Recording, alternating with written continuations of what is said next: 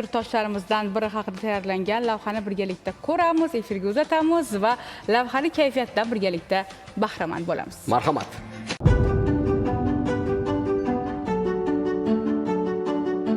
Uy sharoitida tashkil etilgan quyonchilik xo'jaliklari bugungi kunda istiqbolli va daromadli biznes sifatida rivojlanmoqda. Biz sizga tanishtirmoqchi bo'lgan quyonchilik fermasi ham shunday istiqbolli loyihalardan biri.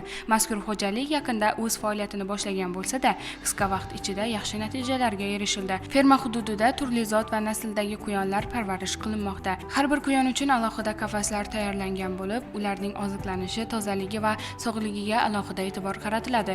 Xo'jalik egasining ta'kidlashicha, sifatli nasldor quyonlarning ko'paytirish va ularning to'g'ri parvarish qilish yuqori natijaga erishishda asosiy omil bo'lmoqda. Bugungi kunda quyon go'shti va nasldor quyonlarga bo'lgan talab ortib borayotgani ushbu yo'nalishning istiqbolini yanada oshiryapti.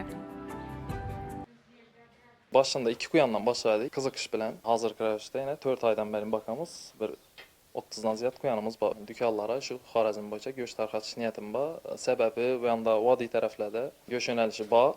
Satib turib vahada yo'q.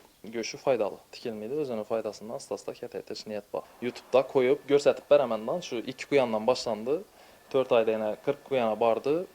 Keyin bu yandan shu daraja foyda etib bo'ladi. Ya'ni quyonlara quruq pulli yem emas, boshqa narsalar bilan ham, tabiiy ozuqalar bilan ham boqib ketaytirsa bo'ladi, foydalansa bo'ladi. Quyonchilik bugungi kunda kam mablag' bilan boshlash mumkin bo'lgan, ammo yuqori daromad keltiradigan istiqbolli biznes yo'nalishlaridan biridir. Eng muhimi ishni to'g'ri rejalashtirish, nasldor quyonlarni parvarish qilish va sifatiga e'tibor qaratish orqali qisqa vaqt ichida muvaffaqiyatga erishish mumkin. Ushbu firma bunga yaqqol misol bo'lib, kelgusida yanada kengayishi va yangi imkoniyatlar yaratishi kutilmoqda.